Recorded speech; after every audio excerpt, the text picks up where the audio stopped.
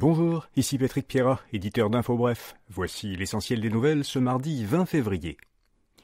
Élections Québec enquête sur un montant de 200 $ demandé par la CAQ à un couple endeuillé.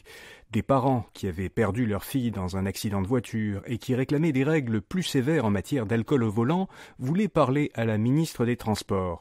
Ils avaient été invités à la rencontrer lors d'un cocktail de financement, moyennant un don de 200 $ pour pouvoir assister au cocktail.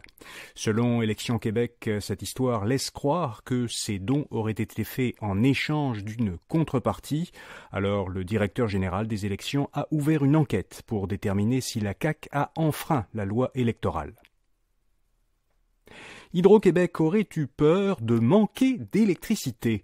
Selon des documents obtenus par le Journal de Montréal, en juin 2023, soit 3 mois avant l'annonce du projet de méga-usine de batterie Northvolt, Hydro-Québec aurait averti le gouvernement Legault que les mégawatts promis à des projets industriels excédaient déjà la capacité de production électrique disponible. Hydro-Québec soulignait alors l'incertitude importante qui entourait les scénarios envisagés pour répondre à la demande en électricité des projets approuvés par Québec. La société d'État craignait de ne pas être en mesure de servir en électricité la totalité de ces projets, ni aucun autre.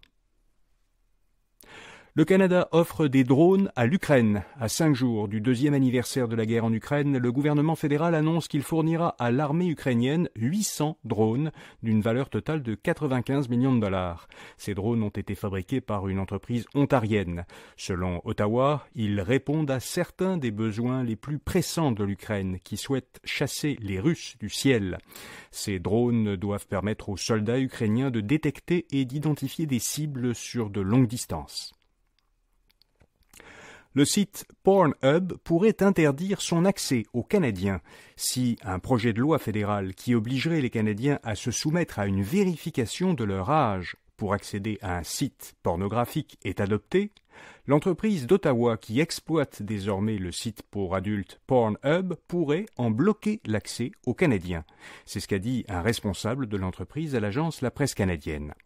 Le projet de loi ne précise pas comment les sites devraient vérifier l'âge des utilisateurs, mais il prévoit de lourdes amendes pour les éditeurs de sites qui contreviendraient à l'obligation de vérifier l'âge des utilisateurs. Les Canadiens doivent consacrer une plus grande part de leurs revenus à se loger. Selon Statistique Canada, la part de leurs revenus que les ménages canadiens consacrent au logement est passée d'environ 29% en 2019 à un peu plus de 31% en 2021. Les locataires dépensent généralement une part plus importante de leurs revenus pour se loger que les propriétaires, souligne Statistique Canada. Les locataires se trouvent ainsi davantage exposés que les propriétaires aux hausses de coûts du logement.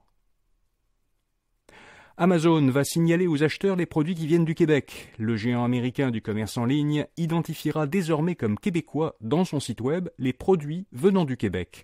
Comme Walmart le fait déjà depuis l'automne dernier, Amazon affiche maintenant les 3 certifications de l'organisme à but non lucratif Les Produits du Québec sur les produits qui ont obtenu ces certifications.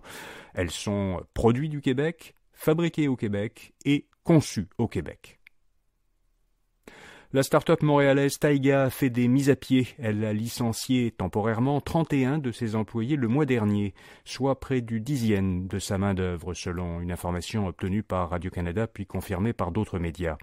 L'entreprise, qui est cotée à la Bourse de Toronto, conçoit et fabrique des motoneiges et motomarines électriques. Elle perd de l'argent depuis sa fondation en 2015. Air Canada a dû dédommager un client induit en erreur par un robot. Un tribunal de Colombie-Britannique a statué qu'Air Canada était responsable de mauvaises informations données sur son site web par un robot conversationnel. L'entreprise a dû rembourser un de ses clients pour une information inexacte donnée par le système de messagerie automatisée de son site de réservation. Vous pourrez lire des détails sur cette histoire à infobref.com. La valeur d'OpenAI a presque triplé en moins d'1 an. C'est ce que rapporte le New York Times, qui a obtenu des données sur un projet de vente d'actions d'OpenAI sur le marché privé, pour permettre à des employés d'échanger les actions qu'ils détiennent contre un montant d'argent. Selon les termes prévus pour ces transactions, l'entreprise derrière le robot conversationnel ChatGPT vaudrait désormais près de 110 milliards de dollars. Cela ferait d'OpenAI, dans laquelle Microsoft a investi environ 20 milliards, l'une des startups ayant la plus haute valeur au monde.